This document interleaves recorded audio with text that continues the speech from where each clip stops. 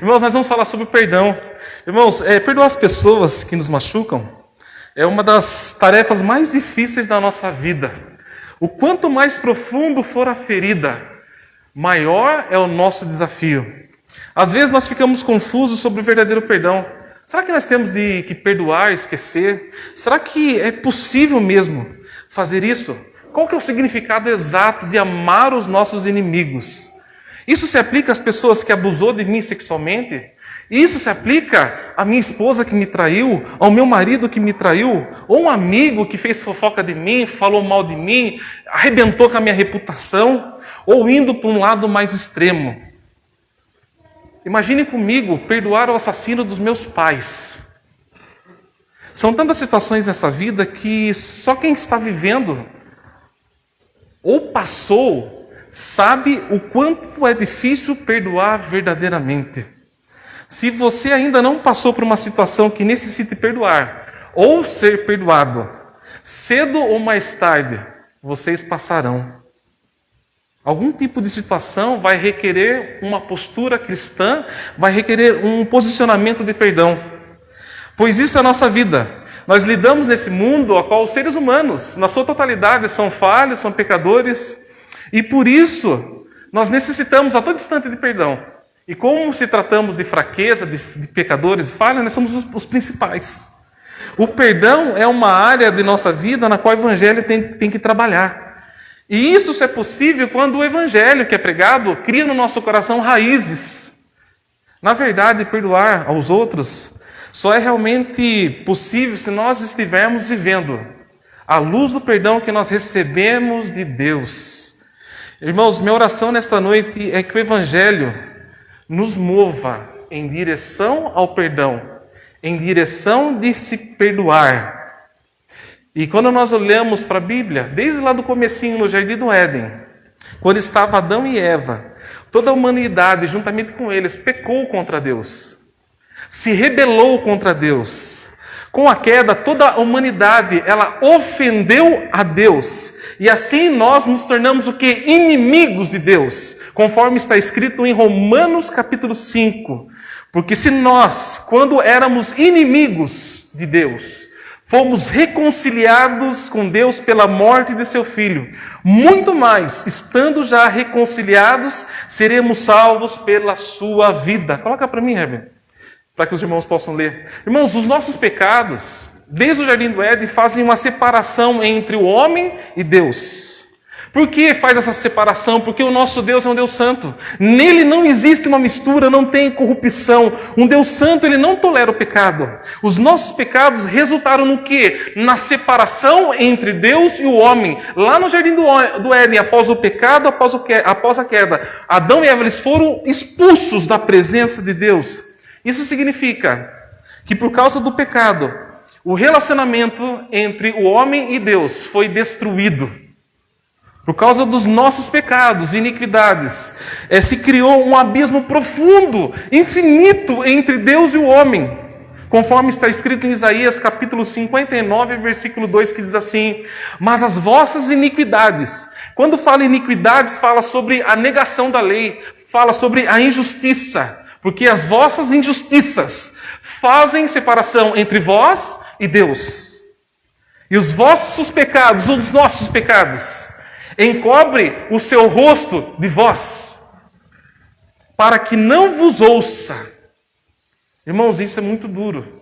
E mediante essa inimizade causada pelo pecado do homem, que é de total responsabilidade do homem, porque o homem ali no Jardim do Éden, ele transgrediu a lei do Senhor. Ali ele foi iníquo, ele foi injusto. E, portanto, foi necessário que uma reconciliação, ou seja, restabelecer a paz.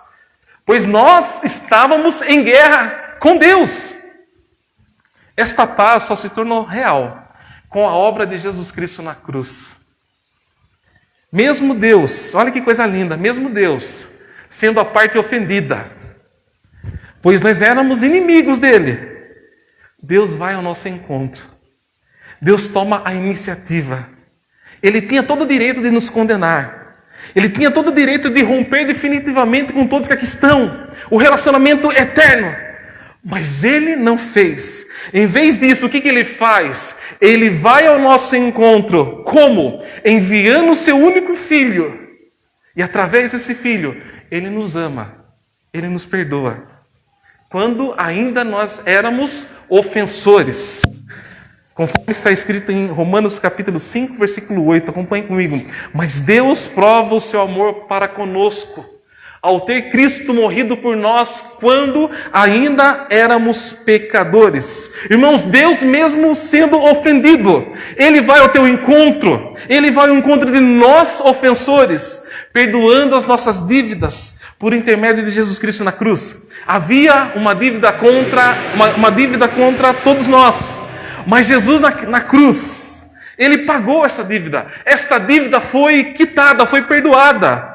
Com o sacrifício de Jesus na cruz, nós fomos reconciliados com o Pai Celestial. Irmãos, isso é maravilhoso, porque nós éramos inimigos de Deus. Portanto, hoje nós somos o quê? Filhos, amigos, discípulos, podendo desfrutar de um relacionamento de alegria, de paz. E eu acho maravilhoso poder orar e falar: Pai nosso, que estás no céu. Porque nós não podíamos orar dessa maneira. Ter a percepção dos nossos pecados, olhar para o nosso coração e ter a consciência de que esse coração estava tomado de um entulho de pecados. E tudo isso foi removido, nós fomos perdoados. Nos dá um alívio, nos dá uma paz, nos dá uma alegria.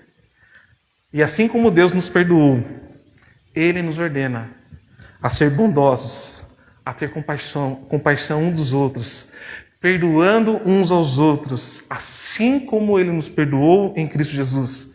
Pois se realmente nós entendemos o perdão que nós recebemos, se você tem a consciência e a compreensão do perdão que você recebeu, nós seremos pessoas perdoadoras uns com os outros. Agora, se nossas atitudes são de pessoas irreconciliáveis, aquela pessoa amarga, aquela pessoa ressentida em relação aos outros, esse é um sinal claro na sua vida, que você não está vivenciando a profunda alegria, o profundo perdão e a liberdade que o Evangelho tem nos proporcionado.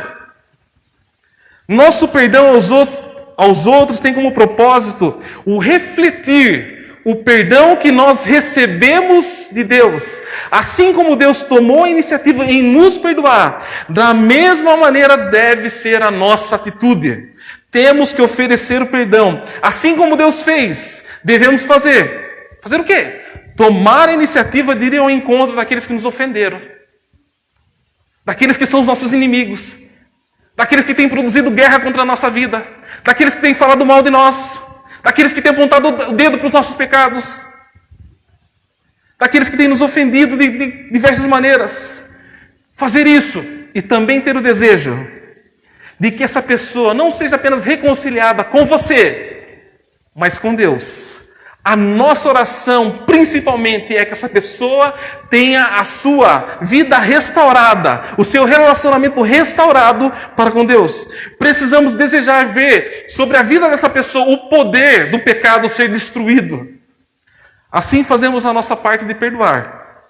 A segunda parte, irmãos, é orar, é almejar e ter a esperança que aquele coração, ao receber o perdão, vai ser mudado por quem? Por Deus. Porque o nosso papel responsável, a nossa responsabilidade é ir ao encontro e perdoar.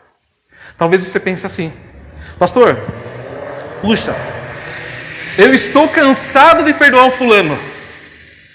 Toda semana ele faz a mesma coisa. Todo dia ela faz a mesma coisa. Eu me sinto um palhaço, um bobo na história. Até onde vai esse limite? Até onde eu devo perdoar? Esse questionamento que talvez esteja na sua mente foi o mesmo que Pedro teve. E Pedro fez uma pergunta assim para Jesus: até quantas vezes devo perdoar meu irmão? Talvez seja o seu questionamento nesta noite. E eu gostaria que você abrisse a Bíblia em Mateus capítulo 18. Nós vamos fazer a leitura do 21 a 35. E nós vamos ver qual foi a resposta de Jesus a Pedro e aos discípulos que estavam ali juntamente com eles. Vamos colocar de pé assim que encontrar?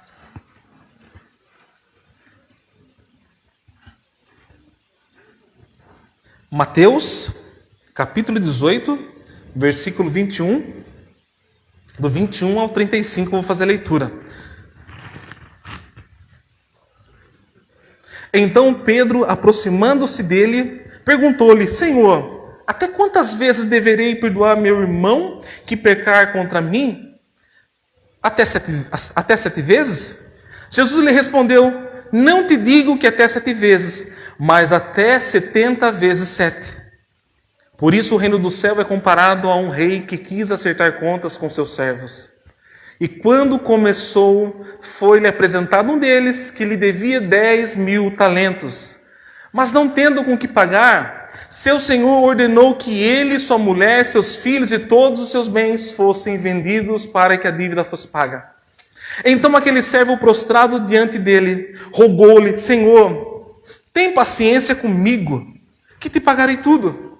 Comovido, o senhor daquele servo soltou e perdoou-lhe a dívida. Ao sair, porém, aquele servo encontrou um dos seus conservos, que lhe devia 100 denários, e agarrando, sufocava, dizendo: Paga o que me deves. Então, caindo aos seus pés, o seu companheiro lhe suplicava: Tem paciência comigo, que te pagarei. Ele, porém, não quis, antes mandou colocá-lo na prisão, até que pagasse a dívida. Seus conservos, vendo o que aconteceu, ficaram muito tristes e foram contar tudo ao seu senhor. Então lhe chamou à sua presença e lhe disse: Servo mau, perdoei-te toda aquela dívida, por que me suplicaste? Tu também não devias ter compaixão do teu companheiro, assim como tive de ti? E irado, entregou-os aos carrascos, até que ele pagasse tudo o que lhe devia. Assim também vos fará meu Pai Celestial, se cada um de vós não perdoar de coração ao seu irmão. Pode se assentar. Irmãos, nós vemos aqui, no versículo 21, nós vemos que Pedro se aproxima de Jesus e faz uma pergunta: Jesus, até quantas vezes devo perdoar meu irmão que pecar contra mim? Até 7 vezes? Irmãos, quando Pedro faz essa pergunta, é bem provável que Pedro estava sendo influenciado por um ensinamento dos rabínicos daquele contexto, a qual ensinava que havia um limite para perdoar, que era 3 vezes no dia. Este era o limite. E nós olhamos e vemos que Pedro, ele foi até generoso. Ele aumentou para 7 vezes. A ideia dos rabinos relacionado a limitar o perdão é que é como se o perdão pudesse ser parcelado pouco a pouco, até chegar a um limite bem definido. Chegou no número 3, parou. Passou do 3, já sou considerado bobo. Olha, e é interessante que é muito semelhante ao pensamento que muitas pessoas têm hoje, nos nossos dias. Tem pessoas que pensam assim: olha, se pisar na bola comigo, eu perdoo. Só que assim, eu perdoo até 2 vezes. Pois se errar na 3ª vez comigo, eu não vou perdoar, porque eu não sou bobo de ninguém. Eu não sou tonto de ninguém. O pior é que esse tipo de pensamento, ele influencia. Isso é algo que está impregnado na nossa cultura. Porque muitas pessoas pensam dessa maneira. Porque ninguém na nossa cultura quer ser taxado de bobo. Muito menos de tolo, de tonto. Mas não é nada disso que Jesus está ensinando. Jesus, ao ser deparado com essa pergunta de Pedro, ele conta uma parábola. Ele conta uma história. Para que Pedro e os discípulos compreendessem. E eu gostaria de fazer um resumo, para que você compreendesse. E Jesus começou a contar a história. Irmãos, Jesus começa a contar a história de um rei e de um servo.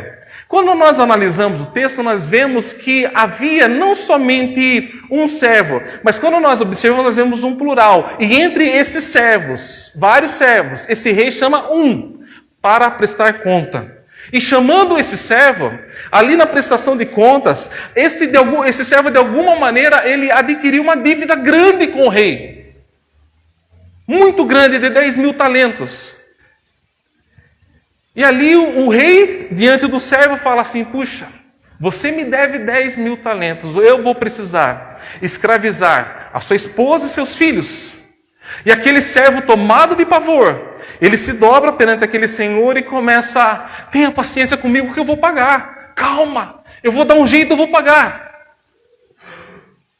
E aquele rei, aquele senhor, eu estou usando a palavra rei, aquele senhor, corrigindo, aquele senhor, ele se comove, compaixão, olhando para aquele homem no chão, clamando por misericórdia, ele perdoa a dívida. E aquele servo, saindo da presença daquele senhor, começa a caminhar. E de repente ele encontra um conservo, alguém que devia para ele.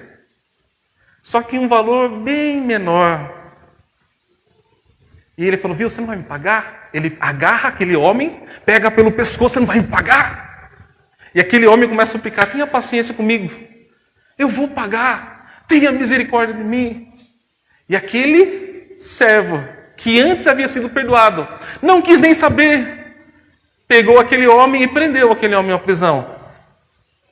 Aquele senhor ficou sabendo que este servo que ele havia perdoado a dívida, agiu de maneira errada com o seu conservo e mandou chamar ele.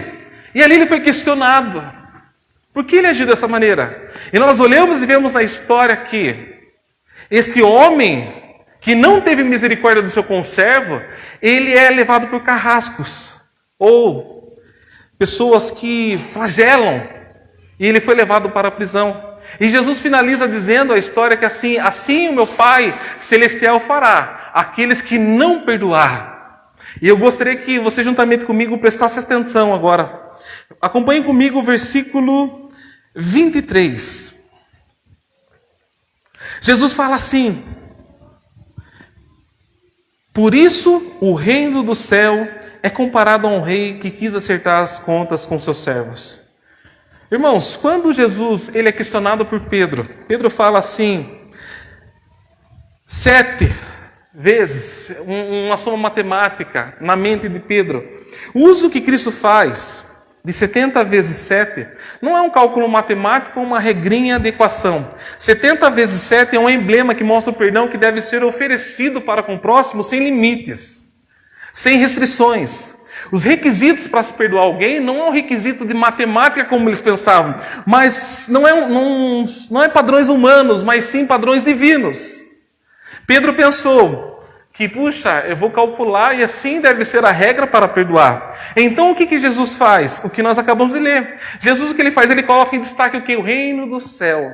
E ele fala no versículo 23, por isso o reino do céu é comparado a um rei que quis acertar contas com seus servos. Nós vemos aqui uma prestação de contas dos servos ao seu rei, ou seja, dos funcionários ao seu patrão, do senhor ao servo. Deduzimos que esses servos tinham responsabilidade e que de alguma maneira, em sua trajetória, em serviço, ele ficou devendo ao seu rei.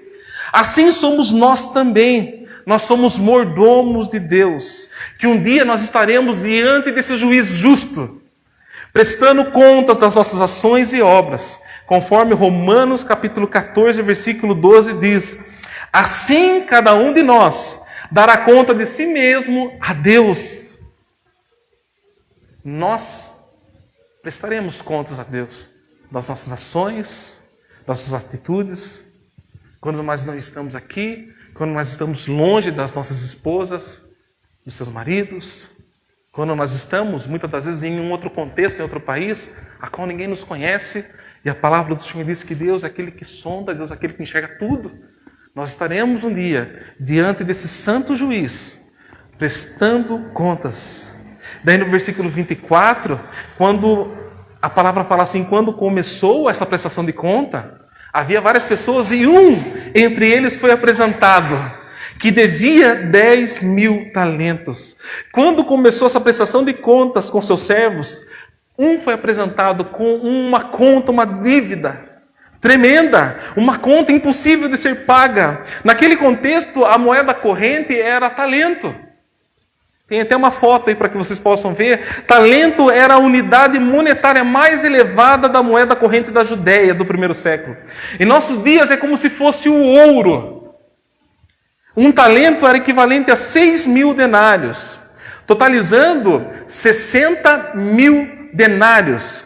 Um denário corresponde a um dia de trabalho braçal. Quer dizer que para esse homem pagar essa dívida ao seu senhor, era necessário trabalhar 60.000 anos. Ao falar 10.000 talentos na parábola, Jesus estava apresentando a Pedro, aos discípulos, uma conta, uma dívida impossível de ser paga, não somente por aquele homem, mas por toda a humanidade. A quantia aqui citada por Cristo corresponde a um valor maior que o próprio rendimento de toda a região do rei, dos reinos que havia naquele contexto, principalmente do Egito da época. Por isso, esse servo não tinha como pagar. Daí nós olhamos aqui no versículo 25, acompanhem comigo.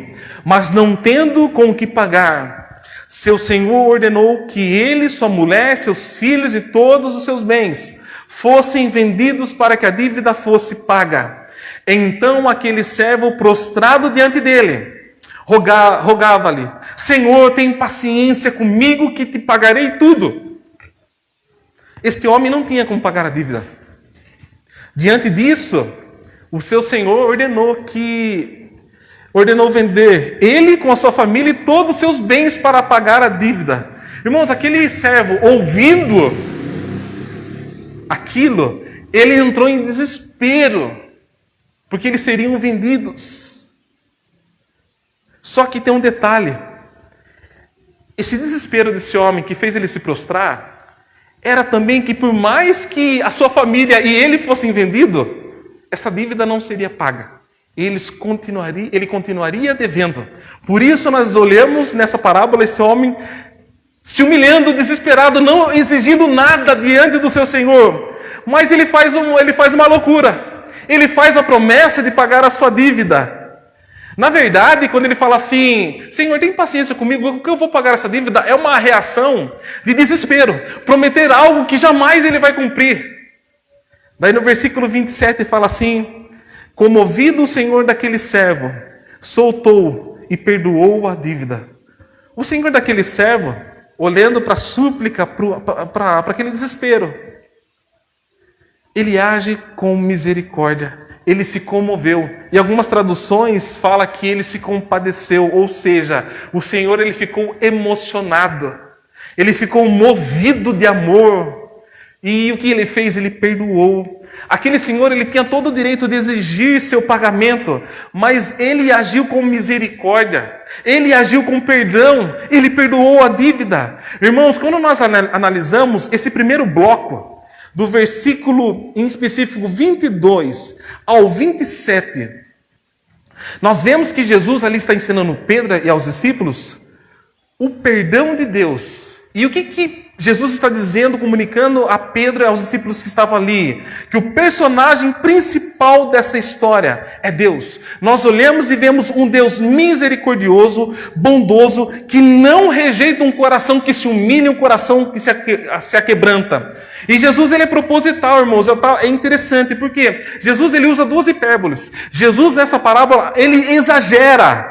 Nesse primeiro bloco da história, a primeira hipérbole que ele conta é a quantia de valores. Jesus ele fala um valor exagerado, impossível até de calcular. Nem que aquele homem ele vivesse 1000 anos, ele pagaria. Ou seja, é uma conta impossível de pagar. E Jesus ele exagera. A segunda hipérbole é quando o servo fala assim: eu vou pagar essa dívida, tenha paciência comigo. Irmãos, não tem como pagar. E Jesus ele usa duas hipérboles, dois exageros. Mas qual que é a intenção de Jesus em usar hipérboles nessa parábola?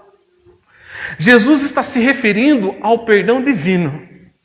A parábola deste homem é a nossa história. Quando Jesus está contando essa parábola, ele está dizendo assim a Pedro e aos discípulos: esta parábola é a história de vocês. Nós, servos de Deus, tínhamos uma dívida impossível de pagar como aquele servo. A dívida que tínhamos com Deus era impagável, pois nenhum ser humano teria capacidade de satisfazer a justiça de Deus. Não tem como pagar as nossas dívidas por meio das obras, por meio dos méritos. O ser humano jamais poderia apagar os seus próprios pecados. Então Deus, em sua misericórdia e graça, nos atrai. Quando ainda éramos inimigos, Deus em seu amor enviou o seu Filho para satisfazer a sua justiça naquela cruz. Jesus na cruz, sendo pregado como criminoso, açoitado, ensanguentado, humilhado, mas acima da dor física. E eu vou dizer para vocês, é um erro, muitas das vezes, Nós colocamos como prioridade, Jesus sofreu, Jesus ele foi perfurado, isso é uma verdade. Mas algo pior Jesus sofreu naquela cruz, e não foi uma dor física, foi quando o seu pai deu as costas para ele. Ele sofreu a solidão, que era para nós sofrer. Foi quando a palavra fala que o cálice da ira do Senhor ele bebeu. E isso é muito pior do que a dor física, porque nós olhamos na história e nós vemos que homens foram pregados como Jesus. Pedro foi pregado, segundo a tradição, de ponta cabeça. Mas algo foi muito maior, algo que nenhum ser humano teria capacidade, em beber o cálice da ira do Pai. Irmãos, e naquela cruz, a sua morte nos reconciliou com Deus. Cristo pagou a nossa dívida por completo. A cédula que era contrária à nossa vida, ela foi rasgada. A nossa dívida, ela foi cancelada. Irmãos, o perdão de Deus é pura graça. Assim como este Senhor, nessa parábola, se comoveu em compaixão para com seu servo, Deus se moveu em nossa direção com amor e misericórdia, e por meio de Jesus Cristo Ele nos perdoou. Assim, esse servo, nessa parábola, teve sua dívida de 10.000 talentos, paga por completa. E quando fala que foi paga por completa, a nossa dívida por Deus foi paga por completa também. A nossa dívida foi cancelada. A obra de Jesus na cruz foi uma obra perfeita e completa. Não ficou nada. Nossa dívida foi cancelada. E quando nós pensamos que a nossa dívida foi cancelada, foi paga, é porque Deus não se lembra mais dos nossos pecados. Porque Ele lançou nas profundezas do mar os nossos pecados. E dele Ele já não se lembra mais. Interessante que tem pessoas que continuam mergulhando nas profundezas do mar, se Deus já perdoou os nossos pecados. Nesse primeiro bloco, Jesus está nos mostrando a grandiosidade do perdão de Deus para conosco, para com seus servos. Agora o segundo bloco, acompanhem comigo. Nós vamos ver a postura desse servo. Versículo 28. Ao sair, porém, aquele servo encontrou um dos seus conservos, que lhe devia 100 denários. E agarrando, sufocava, dizendo: paga o que me deves. Então, caindo aos seus pés, o seu companheiro lhe suplicava: tem paciência comigo que te pagarei. Irmãos, esse servo, logo que ele foi perdoado, eu fico imaginando, ele estava caminhando, de repente ele se depara com um conservo, um empregado dele. Este homem devia 100 denários. Se nós observarmos a diferença, ele devia para o seu senhor 10.000 talentos. E ele foi perdoado pelo seu senhor. Já esse conservo dele devia 100 denários. Algo que dava para pagar. Dava para esperar. Mas olha a postura desse homem. Ele agarra esse homem. Sufoca esse homem. Ou seja, ele agiu com violência. Sem paciência, sem misericórdia. Este homem, ele demonstrou uma dureza de coração. Irmãos, infelizmente muitas pessoas revelam um coração desta mesma maneira. Igualzinho conta essa parábola. Quando nos deparamos com uma situação a qual nós devemos demonstrar o nosso caráter cristão. Irmão, tem situações na nossa vida que Deus permite para nos provar, para nos sondar. E na maioria das vezes nós somos reprovados. Pois principalmente quando se trata de perdão, demonstramos em nossas ações que não temos consciência nenhuma da grandiosidade do perdão que nós recebemos de Deus. Um dia você recebeu o perdão de Deus. Assim como eu recebi o perdão de Deus, todos que aqui estão, aqueles que nos assistem, recebeu o perdão de Deus. Todos recebeu. E nos falta consciência. Porém, para com o nosso próximo não existe perdão. Nós gostamos de receber, mas não de dar. E eu gostaria que você gravasse isso na sua mente. O perdão para com aqueles que nos feriram tem como propósito refletir o perdão que um dia nós recebemos de Deus. Daí no versículo 30 fala assim: ele, porém, não quis, antes mandou colocá-lo na prisão, até que pagasse a dívida. Irmãos, esse homem não perdoou. E assim colocou esse conservo em uma prisão, até que ele pagasse a sua dívida. Ao fazer isso, esse servo ele estava demonstrando uma percepção pequena do seu próprio pecado, enquanto a percepção do pecado desse conservo era muito grande. Na ótica desse servo, ele se colocava como superior ao seu conservo, como alguém mais digno, como alguém mais santo. Portanto, eu sou melhor do que ele, então eu mereço a misericórdia, devo punir ele, juízo para ele. E isso é uma pura realidade, pois os nossos pecados nos outros é terrível, é nojento. Mas enxergamos o próximo, mas não o nosso. O nosso sentimento por detrás disso é que nós merecemos ser perdoados, mas a pessoa que nos ofendeu, não. Mas eu digo para você, o padrão de santidade não é a nossa vida, é Deus. Agora, se nós temos uma perspectiva do Evangelho sobre o nosso próprio pecado, reconhecemos que a dívida do nosso pecado, que Deus nos perdoou, é maior que qualquer pecado cometido contra nós. E isso nós precisamos ter em mente. E isso só é possível quando nós contemplamos, irmãos, a santidade de Deus. Quando nós contemplamos a santidade de Deus, nós conseguimos enxergar o quão nós somos miseráveis. Homens e mulheres miseráveis. E isso nós só conseguimos quando nós contemplamos a santidade de Deus. Porque Deus é o padrão. E veja no versículo 31 o que aconteceu. Seus conservos, vendo o que acontecera, ficaram muito tristes e foram contar tudo ao seu senhor. Este então chamou à sua presença e disse-lhe: servo mau, perdoei-te toda aquela dívida, por que me suplicaste? Tu também não devias ter compaixão do teu companheiro, assim como tive de ti? E irado entregou aos carrascos até que ele pagasse tudo o que lhe devia. Irmãos, este homem foi entregue aos carrascos, ou verdugos, conforme a tradução, que significa pessoas cruéis. Ele foi entregue a torturadores da consciência, pois quem não perdoa não tem paz. Quem não perdoa não tem alegria. A nossa vida, quando não perdoa, ela se torna amargurada. O não perdoar é como ser preso em uma cadeia.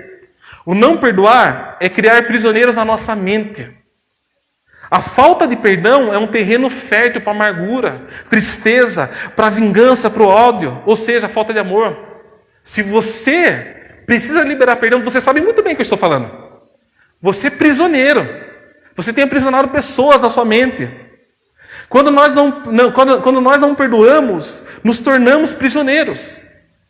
Daí no versículo 35, olha que Jesus fala: assim também vos fará meu Pai Celestial, se cada um de vós não perdoar de coração ao seu irmão. Irmãos, e de maneira bem simples, quem não perdoa não recebe o perdão de Deus. Quem não perdoa os seus devedores não recebe o perdão de Deus. Irmãos, tem vários versículos que eu poderia citar aqui e colocar aqui para vocês lerem. Quem não perdoa o seu próximo não consegue amar a Deus. Reflita um pouquinho sobre isso. Quem não perdoa não pode ofertar, nem dizimar.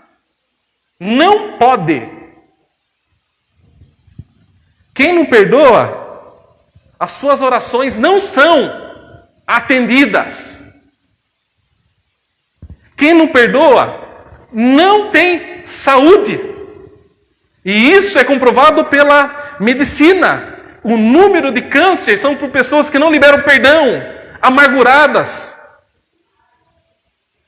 Quem não perdoa não recebe o perdão de Deus. E eu gostaria de contar uma história para vocês. Um homem teve uma infância muito difícil, uma infância pobre, de família muito pobre. Ainda jovem, ele sofreu muitos bullying. Quem sofreu bullying sabe o quanto é duro isso. E esses bullying criaram machucados na sua alma, na sua mente. E assim esse jovem aprisionou em sua mente essas pessoas. Preste bem atenção. Ele aprisionou na sua mente essas pessoas que o machucavam, que faziam sofrer. Mas um dia esse homem foi iluminado pelo Evangelho, foi iluminado pelo Espírito Santo, pela graça de Deus. E ele teve uma mudança na sua vida. E essa mudança foi vista porque ele se posicionou. Ele tomou uma postura de não se submeter a esses homens que produziram feridas na sua vida, na sua alma. E assim este homem, como vingança, presta atenção, como vingança contra aqueles que o machucaram. Sabe qual foi a vingança? Perdoar. Mais tarde esse homem se tornou empresário. E ele contratou aqueles que na sua infância faziam bullying contra ele. Aqueles que machucavam a ele. A maior vingança contra os nossos inimigos é perdoá-los. Pois nesse ato de perdão, esse homem libertou de sua mente situações que sequestram a sua paz. Situações que tiram a sua alegria, que furtam a sua alegria. Se você prestar atenção, quando aquele homem começa a clamar, a suplicar por misericórdia ao seu Senhor, vem uma palavrinha antes de perdoar: libertar. Volte e acompanhe comigo.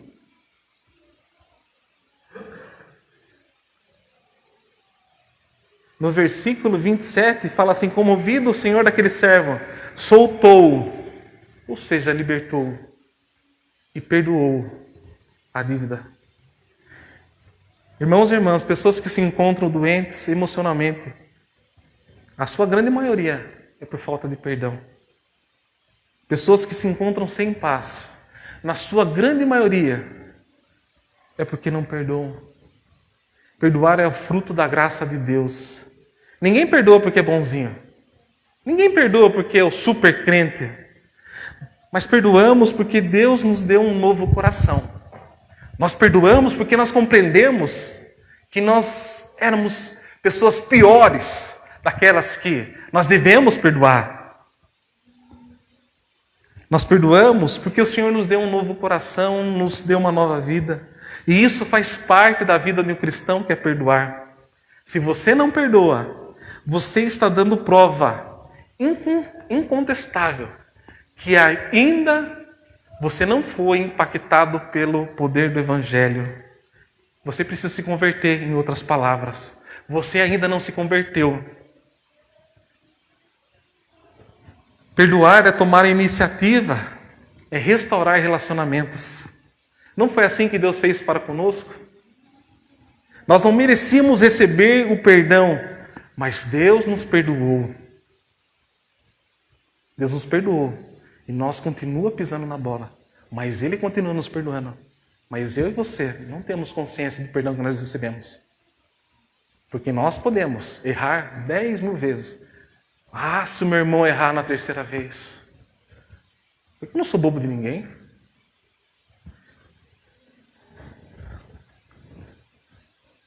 Essa pessoa que ele feriu, machucou, aos seus olhos ela não merece perdão. Assim como nós não merecemos. E deixa eu falar algo a vocês. Aquilo que todos nós cometemos contra Deus, em nossa experiência humana, jamais alguém irá fazer igual. Porque nós temos o costume de olhar os pecados dos outros e colocar como maiores do que o nosso. Fazemos coisas absurdas, terríveis, às escondidas. E mesmo às escondidas, quando você se arrepende, Deus tem perdoado você. Eu sei o quanto é difícil perdoar. E mediante a declarar o perdão, a dificuldade do perdão, nós vemos que em Lucas capítulo 17, versículo 4, olha o que a palavra fala. Mesmo se pecar contra ti 7 vezes no dia, e 7 vezes vier a ti dizendo, estou arrependido, tu lhe perdoarás. Então os apóstolos disseram ao Senhor, aumenta a nossa fé. Irmãos, os apóstolos nesse momento estão dizendo a Jesus assim, o padrão que o Senhor está dizendo é muito alto. Nós não vamos conseguir. Nós não conseguimos. Jesus aumenta a nossa fé para a gente poder perdoar. A nossa oração deve ser a mesma. Estou ferido de alma. Não consigo libertar as pessoas da minha mente. Já fazem anos. Mas não consigo. Me ajuda, Jesus. Porque isso me consome todos os dias da minha vida. Que isso seja a nossa oração. Senhor, aumenta a minha fé, me ajuda. Que nesta noite nós possamos olhar para o perdão recebido por Deus. A dívida nossa era infinitamente alta. A nossa dívida era impagável. Então Jesus pagou a nossa dívida com o seu próprio sangue, restaurando o nosso relacionamento com Deus. Olhe sempre para a cruz de Cristo. Pois à medida que nós olhamos para a obra de Cristo na cruz, cresce a nossa percepção, cresce também a nossa disposição, cresce também a nossa capacidade de buscar a restauração e perdão para com o próximo. O perdão, irmãos, tem um custo. Porque significa cancelar uma dívida. Quando nós temos todo o direito de exigir pagamento. E como nós gostamos de exigir pagamento? Ah, fique devendo para nós. Pagar que é bom? Ah, mas ficou devendo? Significa absorver a dor, o prejuízo, a vergonha. Significa desejar arrependimento e restauração. É difícil, irmãos. Foi exatamente assim que Deus em Jesus tem agido em relação a nós. É por meio do Evangelho que o Espírito nos capacita a fazer o mesmo em relação aos outros e também consigo. Tem pessoas que têm carregado consigo por problemas do passado, erros do passado. Tem pessoas que não se perdoam. Independente do passado que você viveu. Não importa quais foram os seus passos errados. Você está olhando para o passado e você está se culpando. Você não está se perdoando, sendo que Deus já te perdoou. Muitas pessoas têm tirado a vida por uma frustração do passado em que se errou, adulterou e carrega consigo. Agora, para você que se Cristo não é o Senhor da sua vida, se Cristo não é o Senhor da sua vida, você tem uma dívida impagável com Deus. Você é um inimigo de Deus. E eu vou dizer algo para você. Se Cristo não é o seu Senhor, você jamais vai conseguir pagar esta dívida com seus próprios méritos, com as suas boas obras. Você não vai conseguir restaurar o seu relacionamento para com Deus sozinho. Jamais. O resultado dessa dívida é inimizade com Deus. Se Jesus não é o Senhor da sua vida, você está em guerra com Deus. Irmãos, e o resultado disso, se Jesus não é o Senhor da sua vida, é uma eternidade sem Deus, ou seja, o inferno, condenação. Você precisa se arrepender e confessar Cristo como o Senhor da sua vida, pois somente por meio da fé em Jesus Cristo a sua dívida será perdoada. O seu relacionamento com Deus será restaurado. E eu finalizo dizendo para você assim, ó, olhe para a cruz. Olhe para o seu coração. Veja de onde que Deus te tirou. Seja sincero com você. Nós éramos piores do que trapo de imundícia. Os piores miseráveis desse universo. Lixo, entulho, pior do que aqueles que estão lá fora, nesse exato momento, em um prostíbulo, em um boteco. Mas Deus foi ao nosso encontro. Nos escolheu desde o ventre da nossa mãe, porque nós nascemos no pecado. Mas foi da vontade do Senhor nos atrair. Porque não fui eu que escolhi Ele, mas foi Ele que nos escolheu e nos atraiu para a sua presença. E Deus nos amou, entregando o seu Filho naquela cruz. Por causa dos nossos pecados, Jesus Cristo bebeu o cálice da ira do Pai. Por isso nós vemos por diversas vezes Jesus falando assim, Pai, se for possível, passa de mim este cálice. Ele não fala assim, se for possível, não deixa eu sofrer, que eu morro rapidinho. Aplica em mim anestesia, sem sentir dor. Não, afasta de mim o cálice.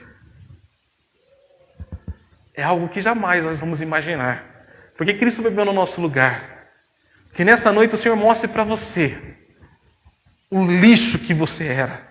E que você olhe para a santidade do Senhor. E a presença do Senhor capacita você perdoar. E que você reflita neste mundo o perdão um dia que você recebeu de Deus.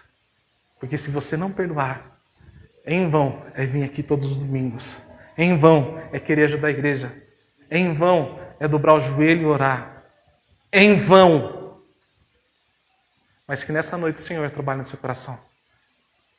Porque eu acreditava na minha infância que uma das palavras mais difíceis que tinha, e eu tento falar até hoje e não consigo. Otorrino não consigo falar, mesmo trabalhando na área de saúde. Mas eu vi que existe uma palavra muito pior que é perdão, que é perdoar. E eu acredito que se você não está vivendo, você vai viver. E se você está passando por isso, ou já passou e precisa liberar, você precisa se posicionar. Porque o seu pecado contra Deus foi muito maior. Você está como aquele homem. As pessoas devem para você 100, sendo que você teve uma dívida de 60 milhões pago. Que você feche os seus olhos nesse momento e reflita sobre a sua vida, assim como o apóstolo Paulo fala, examine o seu coração.